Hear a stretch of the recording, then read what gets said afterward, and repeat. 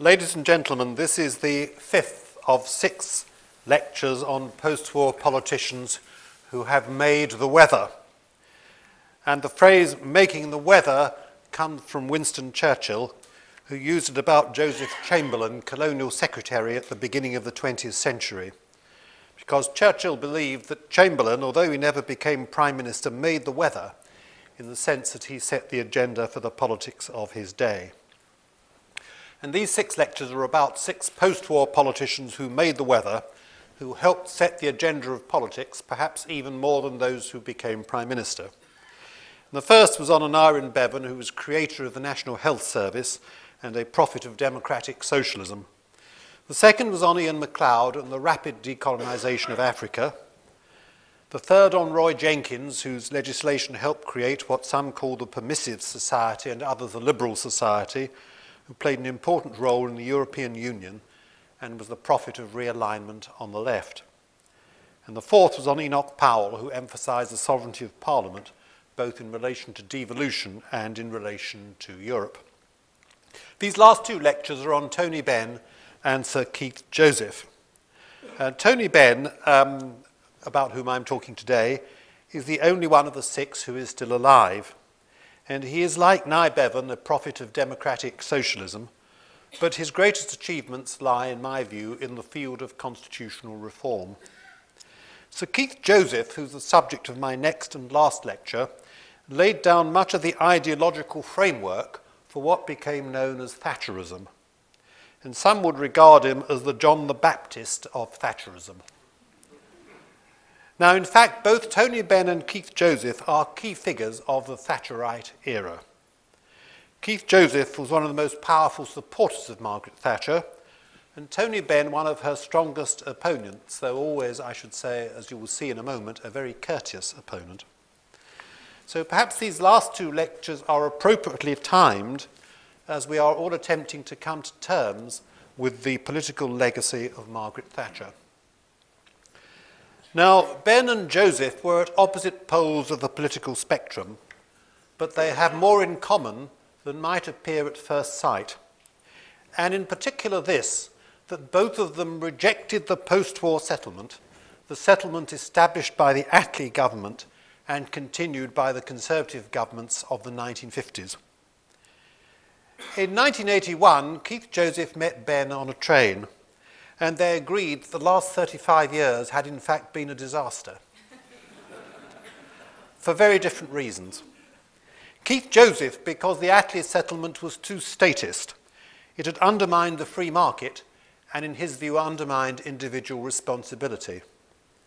Tony Benn for opposite reasons, because it had kept the machinery of capitalism intact and had not turned Britain into a socialist country. Both Benn and Joseph, and in this they've got something in common with Enoch Powell, are remarkable more for what they said and thought than for what they achieved in office. And I think it's remarkable that of the 6 people about whom I'm talking, Roy Jenkins was the only one to hold a great office of state, that is the Chancellorship, the Foreign Office or the Home Office. Now, Enoch Powell was hardly in government at all. He was in the cabinet for only 15 months, a much smaller period than most people imagine. Benn and Joseph were in office for a long time. Keith Joseph served the cabinets of 4 Conservative Prime Ministers, Harold Macmillan, Alec Douglas-Home, Edward Heath and Margaret Thatcher. Tony Benn served throughout the Labour governments of the 1960s and 70s. From 1964 to 70 in the first Wilson government, then from 1974 to 76 in the second Wilson government, and from 1976 to 79 in the Callaghan government. But Joseph achieved little in legislative terms, while Benn's main achievements in the field of constitutional reform came from his role in opposition as a campaigner, not from his work in government. But first, let us hear Tony Benn talking about what he regarded as the mistakes of Thatcherism as a philosophy. This is from the House of Commons in the early 1990s, shortly after Margaret Thatcher left office. The second thing is, despite the fact we've been told we're an entrepreneurial society, this is a country today that has an utter contempt for skill. You talk to people who dig coal, run trains, doctors, nurses, dentists, tool makers. Nobody in Britain is interested in them. The whole of this so-called entrepreneurial society has focused on the city news we get in every bulletin, telling us what's happened to the pound sterling to 3 points of decimals against a basket of European currencies. Skill is what built this country's strength, and it is treated with contempt. I must confess, the auctioning off of public assets, particularly the latest disgusting Frankenstein advertisements, which told me more about the mentality of the minister who devised the scheme than it did about the sale itself.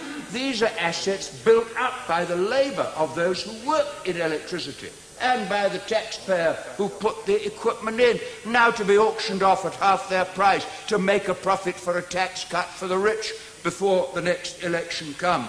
If these were local councillors, they would be before the courts for willful misconduct. And because they are ministers, and then some of them later go on the boards of the companies they privatise, they are treated as businessmen who know better how to handle it as members of the board of directors than allegedly they did as ministers responsible. Local government has been crippled. Across the river is the London County Council County Hall, the seat of government of the greatest city in the world, empty, to be sold, because the government wanted to cripple local government. And so indeed they have. The poll tax, the centralisation of the business rate, the punishment of the Liverpool and Lambeth councillors was to take all power from local government and put it in the hands of a government that claimed it didn't believe in the role of the state. The undermining of the trade unions with less rights in Britain than they have in Eastern Europe. The tax cuts for the rich and benefit cuts for the poor, the censorship of the media, the abuse by the security services, the restriction of civil liberties. And when we look back on the 1980s, we will see many victims of market forces. I do not share the general view that market forces are the basis of political liberty. Every time I see a person in a cardboard box in London, I say that person is a victim of market forces. Every time I see a pensioner who can't manage, a victim of market forces. The sick who are waiting for medical treatment that they could accelerate by private insurance, they are the victims of market forces. And with the disappearance of the Prime Minister, who was a great ideologue, I mean, her strength was that she understood a certain view of life. And when she goes and she's gone, there will be a great ideological vacuum. And as Opal saying, we will run market forces better than she did, because her whole philosophy was that you measured the price of everything and the value of nothing. And we have to replace that. And I had one experience the other day which confirmed me in my view that she hasn't really changed the thinking or culture of the British people. I don't know how many people travel as I do on trains, but I go regularly on the trains and I see all the little businessmen with their calculators working out their cash flow, frowning people, looking and glaring at each other. Thatcherite trains, the train of the competitive society. But coming back from Chesterfield the other day, the train broke down. And on it wholly changed. Somebody came in and said, I have a cup of tea from my thermos. And then people looked after each other's children. And a young couple talked to me, and I said, after about half an hour, how long have you been married? Oh, we met on the train, they said. And a woman said, will you get off at Derby and ring my son in Swansea, because he'd be worried. By the time we got to London, we were a socialist train. Because you can't change human nature. There is good and bad in everybody, and for 10 years it is the bad and the good that has been denounced as lunatic, out of touch, cloud cuckoo land, extremist and militant. And that's what the party opposite have done. They don't quite yet know. They think it's the retirement of a popular headmistress under circumstances some might regret. Actually, they've killed the source of their own philosophy and opened the way for quite different ideas.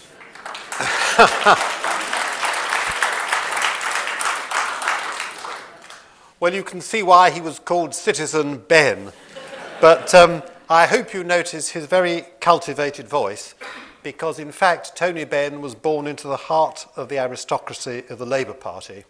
His father was a Labour cabinet minister who became a Labour hereditary peer.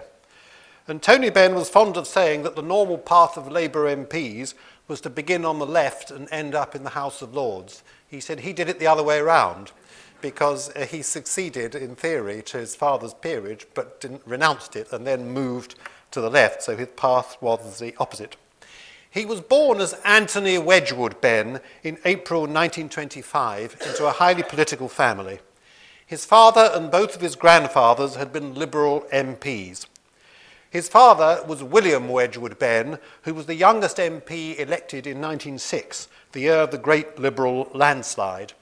And when his father married in 1920, Asquith, the former Prime Minister and Liberal leader, was one of the witnesses. The only condition that Benn's father imposed on his wife was that she should abstain from drink, because Benn's father was a lifelong teetotaler. Their honeymoon, they're very political, their honeymoon was spent in Geneva, attending the inaugural meeting of the League of Nations. Benn's mother, Margaret, was interested in theology and began as an Anglican, but was rebuked by the Archbishop of Canterbury for advocating the ordination of women. And in consequence, she left the Anglican Church and joined her husband's church, the Congregationalist, and became a founder-president of the Congregational Foundation. Now, in 1927, Benn's father left the Liberals and joined the Labour Party. But characteristically, he resigned his seat and sought nomination for a Labour constituency and returned as a Labour MP in 1928. And in the second minority Labour government under Ramsay MacDonald, he was made a cabinet minister as Secretary of State for India, and it was through that that the young Benn, as a young boy, met Gandhi. So Tony Benn was born in the corridors of power. The family lived in Westminster, next door to Sidney and Beatrice Webb, two early socialists, and Benn attended Westminster Public School. He was politically conscious from a very early age. When he was 17, he walked into Labour Party headquarters in Transport House and joined the Labour Party. But he said he had an experience earlier than that which marked him for life. He said when he was 5 years old, he was dandled on the knee of Prime Minister Ramsay MacDonald. And he says he's never trusted a Labour leader since. And indeed, he managed to clash with every single Labour leader during his time in Parliament, except for Attlee. He clashed with Hugh Gateskill, with Harold Wilson, with James Callaghan, Michael Foot, Neil Kinnock, John Smith, and Tony Blair. Now, in 1942, Benn's father was made a peer so as to improve Labour representation in the upper house. And in those days, being a peer meant being a hereditary peer. Life peerages were not possible until the Life Peerage Act of 1958. So being a hereditary peer meant one's eldest son would go to the Lords and therefore not be able to pursue a political career. Now, at the time, this did not seem to matter, because Anthony Wedgwood Benn was the second son of his father, and the older brother, Michael, intended to enter the church and said he had no objection to his father taking the peerage. And his father took the title Lord Stansgate, and he became Secretary of State for Air in Attlee's post-war government.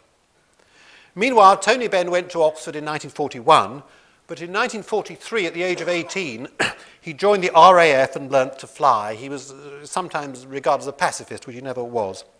He served as a pilot in South Africa and Rhodesia, and he said that was a great education for him because he saw at first hand how the native population was treated, and he became a supporter of rapid colonial independence. He said, in his own words, the treatment of the blacks was appalling. In Africa was my introduction to the real world after having had such a limited education.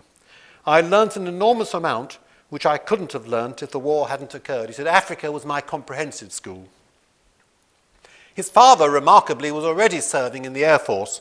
He joined the Air Force in 1940 at the age of 63, working in the Air Ministry, and then at the age of 67 he flew as an air gunner and was mentioned in dispatches. His older brother Michael was also in the RAF and was a night fighter pilot who won the DFC for action in North Africa and Europe.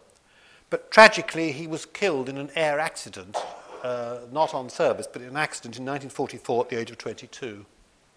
And this, of course, was a tragic family event, but it had great political consequences because it meant that Anthony himself was now in line for the peerage. It meant the end of his political career, in theory.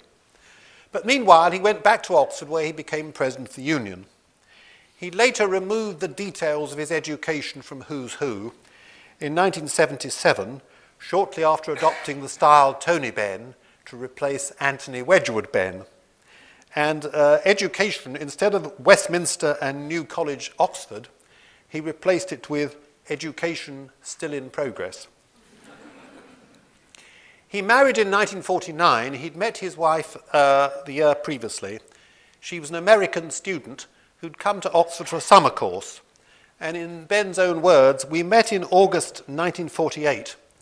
And as I was shy, I didn't ask her to marry me for 11 days. He said, I proposed on a bench in Oxford.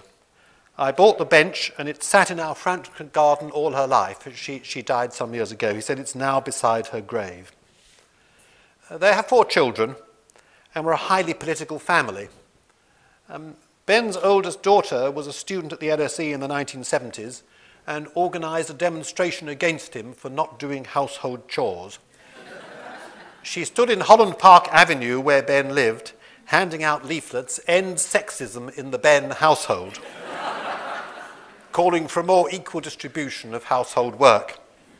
Benn organised a counter-demonstration. One of Benn's sons, Hilary Benn, sits as MP for Leeds Central and became a cabinet minister under Brown and was a shadow minister under Miliband. And Hilary Benn says he's a Benn but not a Bennite. Benn's granddaughter, or one of his granddaughters, Emily, stood for Labour in 2010 for a hopeless seat in Worthing, but at the age of 18, she was by far the youngest candidate in the election campaign. Benn's grandchildren's idea of fun, apparently, was to hold a mock press conference. There are therefore 5 generations of Benns in politics, as you can see. Now, after leaving Oxford and getting married, Benn got into the House of Commons in 1950 as a result of by-election in Bristol South East, a Labour seat. He managed to defeat for the nomination an ex-cabinet minister and a former MP. And he was the baby of the House. He was 25. And his father said that his own father had become an MP at the age of 42. He had become an MP at the age of 28. And that Anthony had been chosen at the age of 25. So the family seems to be getting more precocious from generation to generation. When he entered Parliament, Benn was not particularly left-wing. Indeed, in the battle between Hugh Gateskill and Aneurin Bevan over health charges, Benn took Gaitskill's side. He said it was a question of priorities and one shouldn't be dogmatic about charges in the health service. He wasn't associated with any faction in the Labour Party in the 1950s. And indeed, he voted for Gaitskill rather than Bevan as leader in 1955. He rose steadily in the Labour Party hierarchy and was put on the opposition front bench in 1957. But he resigned quietly in 1958 since he said he could not accept a defence policy based on the use of nuclear weapons. But he didn't associate himself with the left particularly. He became very interested in technology and was one of the first to recognise the importance of television. And in 1959, he was chosen to chair Labour's party election broadcasts. And I'll show the first minute of one of them. It'll look rather old-fashioned to you now, but in 1959, it did seem quite a change from the traditional, rather staid format. So if we can ask the IT people, you can see the first minute of the 1959 Labour election broadcast with a very young and enthusiastic Tony Benn.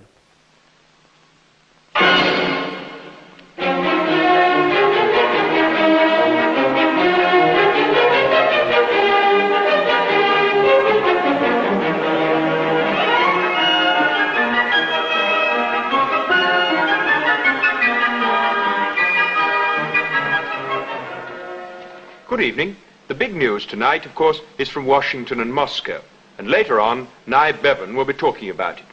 Then we shall be going over to Newcastle to join Hugh Gateskill. But first, the pension scheme. This has caught the imagination of people all over Britain. The Tories don't like it. Woodrow Wyatt questions Dick Crossman. Well, Dick Crossman said about Benn, his enthusiasm is for me the reverse of infectious. After the election, which Labour lost, at the age of 34, Benn was made Shadow Transport Minister, Indeed, he was the youngest shadow minister at the age of 34. And he argued for many things which were later to come about: compulsory seat belts, harsher penalties for drunken drivers, and MOT tests. But he gradually turned against the leader of his party, Hugh Gaitskell, who he thought was splitting it unnecessarily. He sought a compromise on the issue of nuclear weapons, and when that wasn't accepted, he again resigned. And that was a brave thing to do, as he would need Gaitskell's support for the fight to renounce his peerage. He later said it was a mistake to resign, it was impulsive and it had no effect. And he learnt his lesson. He never resigned again, even when the Labour cabinets of the 1960s and 70s moved in directions that were very distasteful to him. He voted for Harold Wilson in the leadership election of November 1960, which Wilson lost to Gaitskell. And his name was not supported by Gaitskell for elections to the Labour shadow cabinet. And a list of the names was published in the Times, and there were asterisks with the names of the candidates who were supported by Gaitskell. There was no asterisk behind Benn's name. And Benn's father rang him from the House of Lords to say, "I'm very glad to see there isn't an asterisk against your name. I'm so pleased you are not an approved candidate." And these were the last words that Benn's father addressed to him. Shortly afterwards, at the age of 83, he had a heart attack and died. And this made Benn automatically a peer. The day after his father died, he received a letter with his national insurance cards from the House of Commons addressed to Lord Stansgate. And he was not allowed into the House of Commons. He called on the Speaker, who said to him, "I have made an order, my Lord, that you are to be kept out of the chamber." The press called him the reluctant peer. Benn said that was wrong. He took some blood out in a vial and said he didn't have blue blood at all, and that he wasn't a reluctant peer, but a persistent commoner. And he said he was going to fight the automatic accession to the peerage and fight for the right to renounce. And in that he had support from Winston Churchill, who wrote him a letter saying that he was personally strongly in favour of sons having the right to renounce irrevocably the peerage they inherit from their fathers. And Benn said the issue was the right of a constituency to choose whoever they wanted to represent them. And so he resigned his seat and fought a by-election in March 1961 in Bristol, which he won with 70% of the vote. But he was still not entitled to sit in the Commons. And a select committee was set up to consider this issue, and the select committee came to the conclusion that no change could be made because they said Mr. Justice Doddridge in 1626 had said that the peerage was a personal dignity annexed to the posterity and fixed in the blood. And the select committee asked the question, had Roger le Bigod the legal right to make a valid surrender of the earldom of Norfolk in 1302?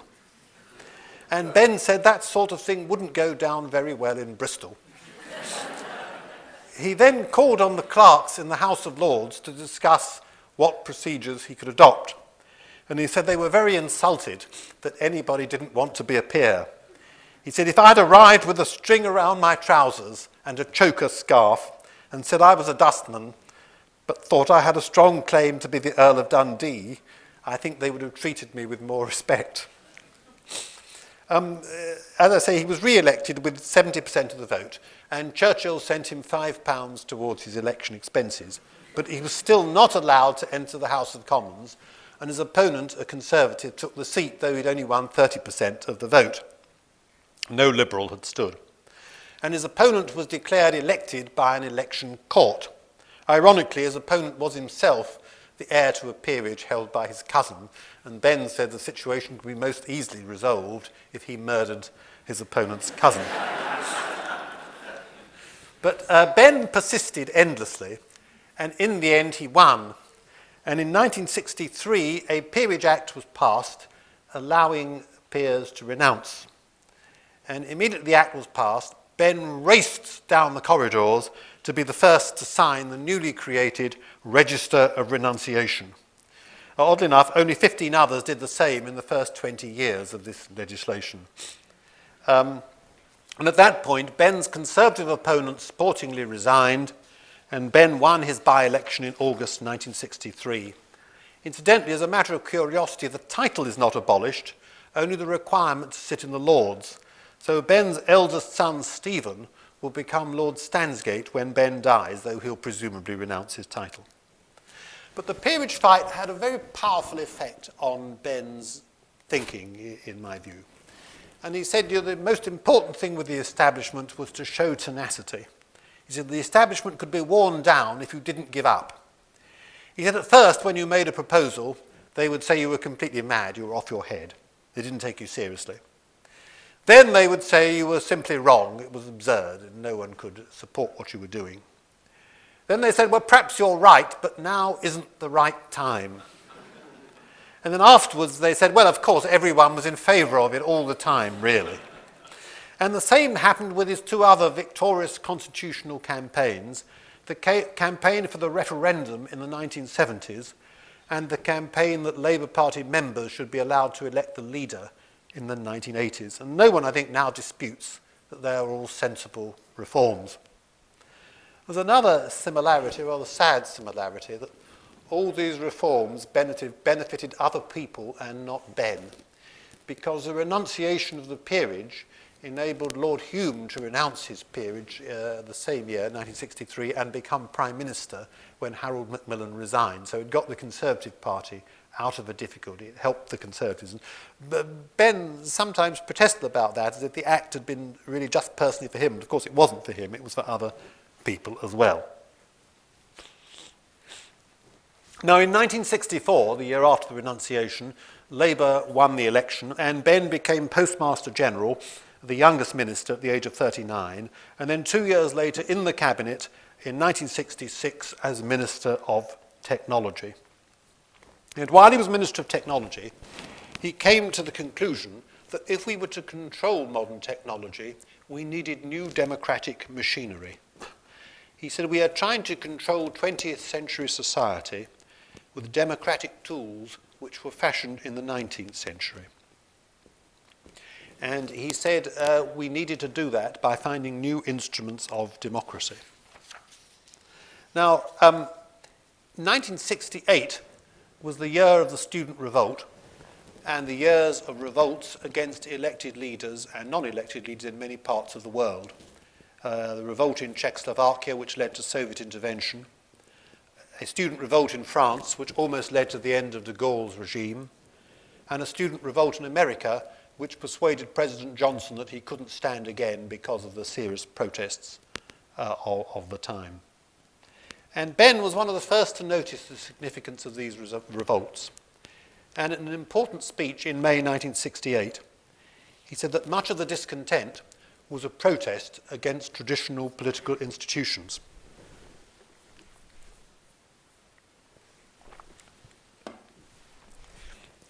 He said, many people do not think it is responding quickly enough to the mounting pressure of events or the individual or collective aspirations of our community.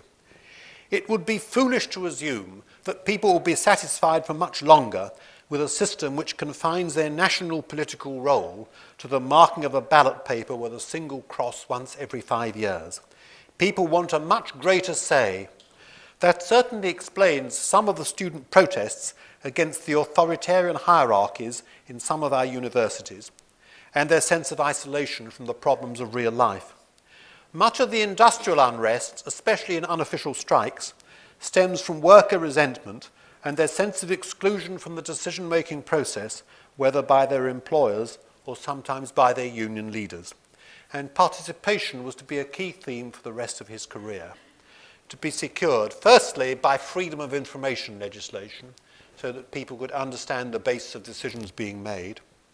Secondly, by the referendum, and he said that technology now made electronic referendums possible. Thirdly, by decentralization. Fourthly, by industrial democracy and worker control, because he said the power of the trade unions at present was a purely negative power, the power to go on strike and dislocate the system. It should be converted into a positive power. And fifthly, by encouraging the growth of pressure groups to represent the excluded, in particular ethnic minorities, tenants, consumers, and so on. He said, beyond parliamentary democracy as we know it, we shall have to find a new popular democracy to replace it. Individuals are demanding the right to renegotiate the social contract on a personal basis and are thus providing a completely new dimension and meaning to the phrase government by consent. Now, in 1970, the Labour Party was defeated in the election and Benn moved into opposition. He was one of the few ministers, if not the only one, who left office more socialist than when he joined it. His move to the left after the 1970 defeat, and even more after the defeat in 1979, was attributed by his enemies to opportunism. But it can be argued that it resulted from his analysis of the causes, not only of Labour's defeat, but of its failure to satisfy its supporters in office. And of course, he was following in the footsteps of his father, who also moved to the left during his political career. Indeed, Benn said that his family had a very unusual gene, which instead of making them more conservative as they aged, made them more radical. He proposed in 1971 that there should be a referendum before Britain entered the common market, as the European Union was then called. And the first time he proposed it on Labour's national executive, he couldn't even find a seconder. But James Callaghan rather presciently said, "Tony may be launching a little rubber life raft, which we will all be glad of in a year's time." And what Callaghan meant was the referendum would paper over the cracks in the Labour Party between those who wanted Britain to join or stay in and those who wanted Britain to leave the European community. It's the same concept that Cameron is adopting with his proposal for a referendum. It papers over the cracks in the Conservative Party. And eventually, again through persistence, Benn got his way and Labour committed itself to a referendum.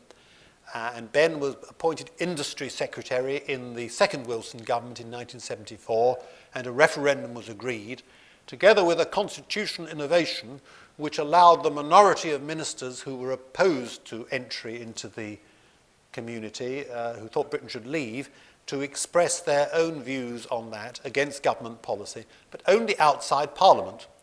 And this put Benn in some difficulty when he was asked questions as Industry Secretary, but he dealt with these difficulties in a characteristically humorous way. He was asked the question, would the steel industry get more or less cash under European community rules? And Benn said, "I have nothing to add to the speech made in other parts of the country by my right honourable friend, the member for Bristol South East." It took a moment for people to get the joke. Now, Benn himself was moving against Europe because of a worry about the loss of sovereignty. It wasn't the worry of the right wing of loss of sovereignty. It was a left-wing worry that Europe would prevent Britain moving along the road to socialism. He said that required a siege economy, what he called the alternative economic strategy, with import controls, restrictions on the export of capital, and a policy of national planning. And that was the main alternative policy to that adopted by the Labour leadership in the 1970s. Now, when Harold Wilson resigned in 1976, Benn stood for the leadership and came a respectable fourth with 37 votes, and switched his vote then to Michael Foot, who was, however, defeated by Callaghan. And many thought at that time that Benn would be a future leader of the Labour Party. And Callaghan said, rather unkindly to Benn, "I can see you as leader of the Labour Party in opposition, and 10 years in opposition you will be." In fact, he wasn't leader of the opposition, and Labour was 18 years in opposition. In 1979, the government was defeated, and Benn handed in the seals of office. And the Queen made a comment to him of the kind apparently she usually made, saying that his predecessor as a resigning minister had just come in and said what a strain it was, and there was some relief to be relieved from the strains of office. And Benn told her, "Whereas 25 years ago we were an empire, now we are a colony, with the IMF running our financial affairs, and the Common Market Commission running our legislation, and NATO running our armed forces." And he says the Queen quickly changed the subject. He decided not to stand for the shadow cabinet in opposition, but to try and reform the Labour Party to make it more accessible to its members. And what he wanted were three reforms, two of which he secured. The first was automatic reselection of MPs, compulsory reselection of Labour MPs, so that they remained accountable to their constituency parties and their membership, and they couldn't do what, in his view, they had been doing, following policies in opposition to the wishes of their constituency members. That was agreed by the Labour Party in 1979. Secondly, he wanted the leader to be elected not just by the MPs, but by the organisations outside Parliament, the constituency Labour parties and the trade unions. That was defeated in 1979, but gained a victory in 1980. The third thing he wanted was that the manifesto, the Labour Party manifesto, should not be written by the cabinet or shadow cabinet, but by the national executive of the party representing the extra parliamentary party. That was not accepted. He also committed the Labour Party in 1980 to widespread and radical reforms, the removal of all American nuclear bases from Britain, withdrawal from Europe without a referendum, widespread nationalisation, and if there was resistance from the House of Lords, abolishing it by creating 1,000 peers. Now, the mandatory compulsory reselection of MPs annoyed, as you can imagine, some of his parliamentary colleagues, and was partly responsible for the growth of a breakaway party, the Social Democrat Party, the SDP, led by Roy Jenkins and other of my subjects, which 27 Labour MPs eventually joined. Now, in 1980, Michael Foot replaced Callaghan as Labour leader. Benn did not stand. That was the last election held under the old rules in which just the MPs voted. Benn did not stand himself, but decided in 1981 that he would stand for the deputy leadership. And he was very narrowly defeated for the deputy leadership by Dennis Healey by a whisker. Healey got under 51% of the vote, and Benn over 49% of the vote. But most of Benn's support came from outside Parliament, from the constituency Labour parties and from the trade unions. Most of Healey's support came from MPs. It was a narrow defeat, and it was generally attributed to a defection at the last moment by the so-called soft left, led by Neil Kinnock, who'd previously been a supporter of Benn, but who thought that a combination of Michael Foot and Tony Benn leading the Labour Party would condemn it to oblivion, and indeed that it would fall behind the SDP Liberal alliance, as in fact it almost did, because the 1983 election was a disaster for Labour. Labour won just 27%, the worst performance it's ever had as a mass party. The election of 2010, when Labour got 29%, was its second worst performance as a mass party. But that 27% was just 2% ahead of the vote of the Liberal SDP alliance. And it may well be that Healey's election saved the Labour Party, that they would have come third if it hadn't been for that. And both Foot and Benn took the view from that election, quite right I think, that the problem was the Labour Party had been talking to itself about problems that interested itself, the constitutional structure of the Labour Party, rather than to the British public. And Benn said later that the trouble with the 1981 deputy leadership campaign was that it was directed at members of the party, whereas it should have been directed at the public, but it was a bit late to say that. After all, the Parliamentary Labour Party was electorable, answerable to the voters, as well as to the party conference and to the party members. Now, as I say, Benn was defeated by a whisker in 1981, but that proved to be the high point for the left. And after that, it was downhill all the way. There was a slow and steady right-wing recovery until under New Labour, and policies very different from those Benn advocated, Labour finally won an election in 1997.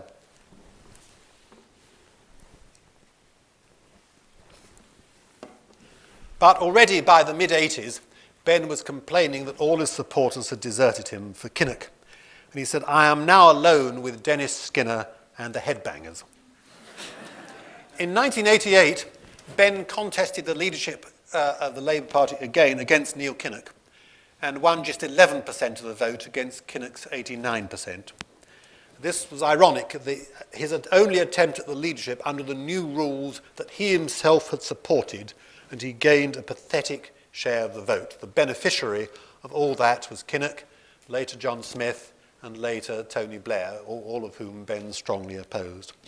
Benn took his defeat philosophically. He said, "I dare say that the General Secretary of the Scribes and Pharisees announced in Jerusalem in AD 32, 'What's the point of following a leader who gets crucified?' He said, 'That may have been the birth of the new realism for all I knew.'" He opposed all the wars of the 1980s and 90s, though not a pacifist. He was opposed to the Falklands War. He was opposed to the Gulf War. Indeed, he met Saddam Hussein to try and get agreement on withdrawal from Kuwait, which he failed to do. He opposed the Second Iraq War. Indeed, he was president of the Stop the War coalition. But his day was now over, and he was overcome by New Labour, and perhaps the final humiliation came in 1995 when Tony Blair removed Clause 4 from the Labour Party constitution. In 2001, Tony Benn left Parliament for the reason, as he put it, to devote more time to politics. And in 2003, at the age of 78, in that year, he held 142 political meetings, gave 235 radio broadcasts, and 150 television appearances. The Speaker of the Commons gave him freedom to use the Commons Library, the tea rooms, and sit in the Peers' Gallery to listen to debates without the humiliation, as Benn put it, of being a lord. He published 8 volumes of diaries, just 10% of the total. He'd kept a diary almost the whole period from 1950. There are 8 volumes published, but they're 10% of the total, a total of 15 million words, 1.5 million published. In 2005, he collapsed at a Labour Party conference after addressing 5 fringe meetings in a day when he was 80. He was put in an oxygen mask, and his son Hilary, who was a Labour MP, came to see him. And when the mask was taken off Tony Benn, he said to Hilary, "Now about your speech in conference." In BBC Two's Daily Politics, in January 2007, he was declared Britain's political hero by 38% in a rather unscientific poll, 38% compared with 35% for Margaret Thatcher. In July 2009, he had a pacemaker fitted, and he made the final entry in his diary. He said, "The battery lasts 10 years, so I think it will see me out."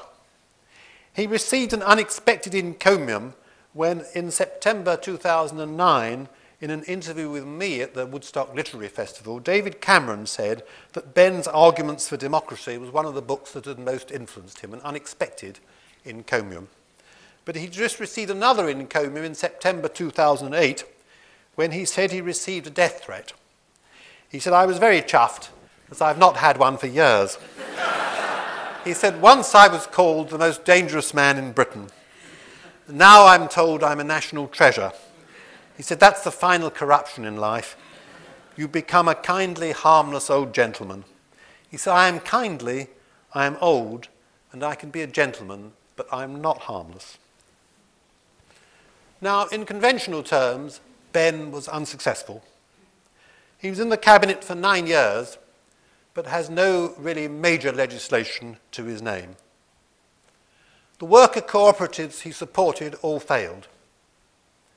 The industry bill, which involved greater intervention in British industry in the 1970s, also failed and was repealed and repudiated by Margaret Thatcher. His alternative economic strategy was not tried. His great opponent, Dennis Healey, said his one achievement was the Concorde supersonic airliner, which has also now come to an end. His only memorial, as Healey said, "An aircraft which is used by wealthy people on their expense accounts, whose fares are subsidised by much poorer taxpayers." He failed twice to become leader of the Labour Party and failed to become deputy leader. The ideas associated with Benn seem to have been totally superseded by Tony Blair and New Labour. Difficult to imagine that the policies he supported of nationalisation, egalitarianism, unilateral disarmament, all those policies, difficult to believe they'll ever again formed part of the Labour Party's platform. But where he succeeded was in his constitutional reforms. And he said the key questions to ask of anyone with power, so there were 5 questions you ought to ask. First, what power have you got? Second, where did you get it from? Thirdly, in whose interest do you exercise it? Fourthly, to whom are you accountable? And fifthly, how can we get rid of you? And the key theme of his political career is that challenge to non-elected authority, whether in the Labour Party, the leadership, or amongst the MPs, or in the House of Lords, or in what he saw as international capital in the IMF, and perhaps most of all in the European Union. And many people would share his view about the lack of accountability of European leaders. So he was a strong constitutional reformer. The one constitutional reform he was strongly against was proportional representation. And he once said to Neil Kinnock, the reason for that is that if we had a list system of proportional representation, I would be number 599 out of 600 on your Labour Party list. And Neil Kinnock replied, do you want that in writing? So the primacy of elected authority was what was important to Benn. As I said, 3 major reforms all helped others. The Peerage Act benefited the Conservatives and Alec Douglas-Hume. The referendum gave the pro-marketeers their greatest victory ever, a 2-to-1 majority in the 1975 referendum. The Labour Party reforms benefited Neil Kinnock, John Smith and Tony Blair. But all of these reforms are now accepted by everyone, whether they're on the left or not. There's no one who now suggests that a hereditary peer shouldn't be allowed to renounce his peerage. And the very idea seems absurd, and I think people here would agree with Benn and say, well, we were always in favour of that all along. No one now disputes the need, I think, for referendums on major constitutional issues, and I think most people favour one on the European Union, as David Cameron has proposed. And the referendum has had a great impact on British life. It's possible that we would be in the euro if it wasn't for the referendum, because Tony Blair wanted to bring us in, but no opinion poll since 1997 has ever shown a majority for joining the euro. So it's possibly due to the referendum that we haven't joined the euro. Without the referendum, we might have adopted a different electoral system because the coalition agreed to the alternative vote if accepted by referendum. It was rejected by referendum. So the referendum had a huge impact on British life. Now, no one, I think, believes that only MPs should select the party leader. The other parties have adopted the reforms of the Labour Party. The Liberal and Conservative parties also elect their leader through their party members as well as MPs. Indeed, the Liberals were first in the field, it's fair to say, in 1976, when David Steel was elected leader. But the Conservatives, having opposed Benn very strongly, they also now elect their leader through the machinery of their members as well as Parliament. That's all accepted. From this point of view, Benn is a living presence, and I think will remain so for many years to come. But over and above that, Benn believed that the real function of a political leader was to be a teacher. He once said that he'd produced a motion in Parliament that in one fell swoop would repeal all Margaret Thatcher's legislative measures, the repeal of every single act of Parliament been passed between 1979 and 1990. But he said even if that succeeded, even if it got through Parliament, which of course it wouldn't, he said it wouldn't make any difference, because he said Margaret Thatcher's great achievement was not as a legislator or a manager, but as a teacher, though he disagreed with the lessons she taught. And he said the problem with the left is it hasn't had a teacher since the days of Aneurin Bevan. He said it was better in politics to be a signpost than a weathercock. And he said Margaret Thatcher was a signpost, didn't agree with the direction she was going in, but it was a better role to have. And he wanted to be a teacher of the left. Now, did he succeed himself in being a teacher of the left? Or did he, on the contrary, prevent the left facing the changed conditions of the last part of the 20th century? Did the left need to overcome his legacy in order to win power, which is what Tony Blair would have said and what Neil Kinnock would have said? Or, in the light of the financial crisis of 2007, the problems with the market system, the problems, if you like, with capitalism, will the left return to his ideas? In other words, was Tony Benn a prophet of the future, or was he a throwback to an unusable past? Well, that, ladies and gentlemen, I leave to you. Thank you.